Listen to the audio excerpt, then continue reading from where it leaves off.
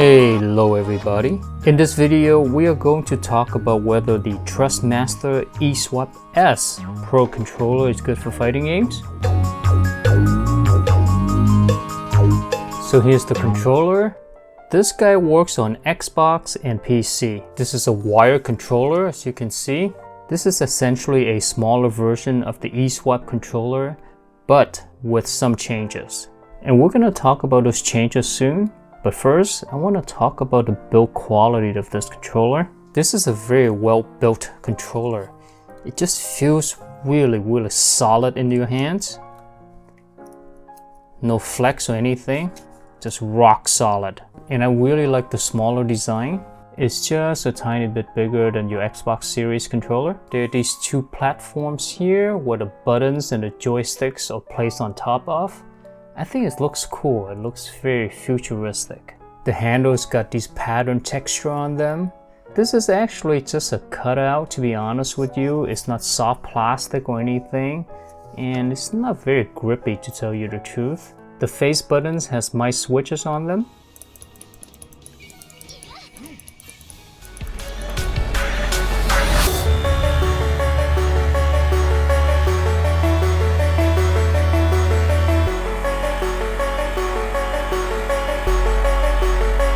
If you've ever used a mouse in your life, you know exactly how that feels like.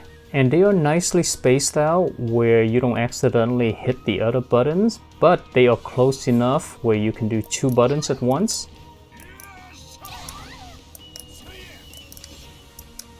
These face buttons are very good. I like them a lot.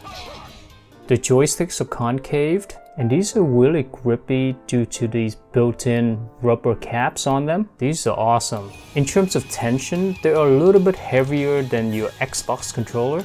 If you like a little bit more tension on your joysticks, then these are great. The name of the controller is eSwap, right? And the reason why is you can take these off. Look at that, they're magnetic. It's so freaking satisfying. Look at that. And if you start to experience stick drifts, you can replace them. Unlike the original, where you can actually take these out, and you can also take out the D-pad. So there are three modules on the original where you can replace. On the S, you cannot replace the D-pad. What you see is what you get. I've got the Fighting Pack T-Mod here for the PS4 controller. Comes with a disc D-pad here, and then two extra face buttons. Let's find out if they work or not on the S. Alright, get this joystick out, put in the extra face buttons. Alright, let's try it out. Hey!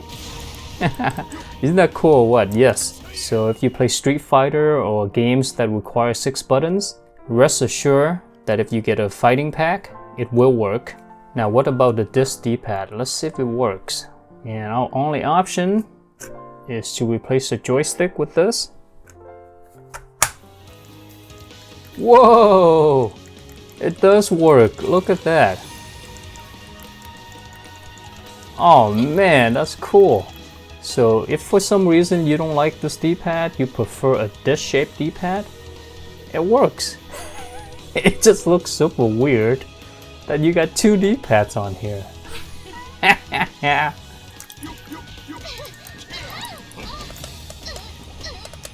Yeah, I would have preferred the ability to replace this D-pad with this guy and then keep one of the joysticks. Some games like Dead or Alive 6 here, you do shortcut settings by clicking in the stick. I've already made a video on this D-pad here, so if you want to see how good this D-pad is or if it's worth it to get one, check that out. But in the meantime, let's talk about this D-pad here, the one that comes with it. It also uses mice switches as well. Very responsive and clicky.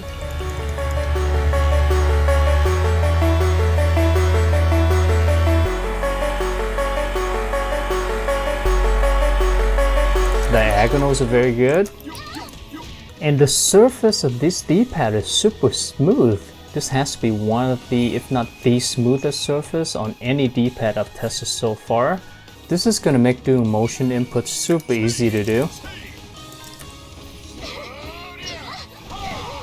And I've never really seen this design before. At first glance, it just looks like a cross-shaped D-pad, right? It's a little chunky, but as soon as you turn the D-pad down this way, you can see that the cross shape protrudes outward. You see how the surface of the D-pad kind of flows over the edge. And because of this, it makes doing diagonals, pressing 2 buttons at once really easily because the gaps between the buttons are a lot smaller now. Yeah, this is really a great design.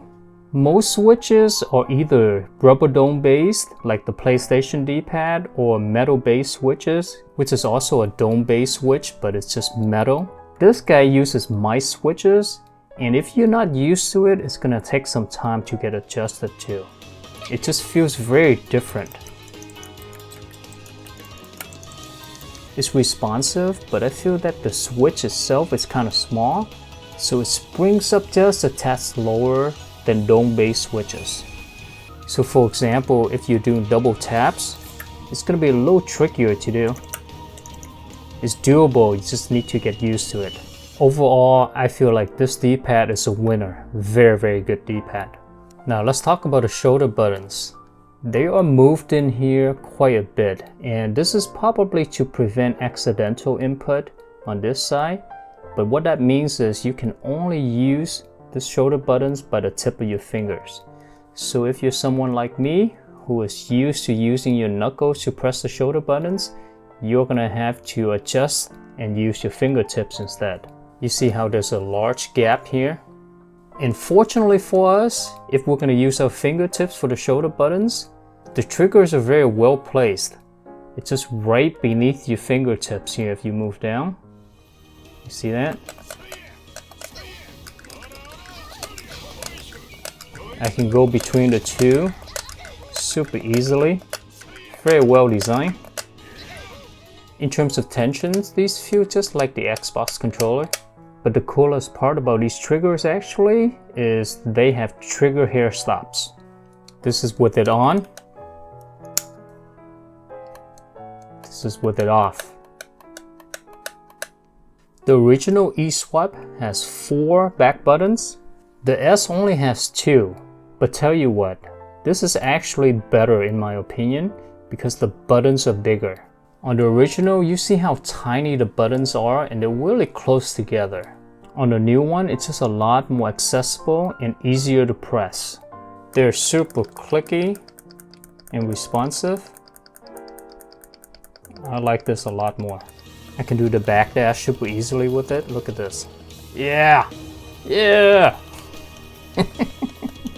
You can have up to 2 profiles. This is the button for it.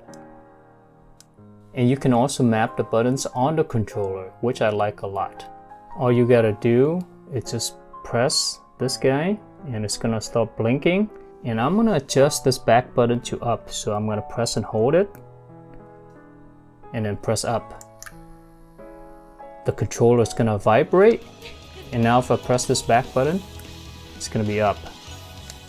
Check this out. When I have this D-pad installed, the program tells me that it's invalid, but as you can see, it works. So you cannot have it installed and use the app to configure your controller. So what we're gonna do is we're gonna take this guy out and then put back one of the joysticks, and then bam. Look at that. We're okay now. The program was confused. We are too smart for the program.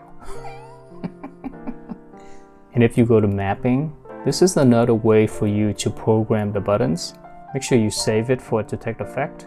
Under mini sticks, you can set the sensitivities and dead zone settings. Same thing here with the triggers. Under vibrations, you can set the strength of the rumble. You can check and update new firmware versions from here. And it's now time to do a quick input lag test and compare it to other controllers. Alright, so with the minimum input delay, we got 2.97 milliseconds, so 3 milliseconds. And then maximum, 3.97, so about 4. On average, we are getting 3.77 milliseconds. And if you compare this to other controllers, this is really, really small, really fast. And this makes sense because the polling rate has one of the highest hertz Really, anytime when your polling rate is above 250 Hz, that's a really good polling rate. It's gonna give you really low input delay. Overall, I think this controller is great for fighting games. They did a really good job with the D-pad. It's really smooth, responsive. It takes some getting used to, but it works really well. I love the feel of the face buttons here. The shoulder buttons and the triggers work great. I'm happy that there are trigger stops. And I'm also stoked the fact that the fighting pack works with it. I personally like the smaller size. It's a lot easier to handle. Even though this guy has less functionalities as his bigger controllers, such as having less back buttons and not being able to replace the D-pad, fortunately, the D-pad is great and the back buttons that we do have works better than the original. I feel that this controller just works better for fighting games, to tell you the truth. So if you want to choose between the two, I would go with this guy.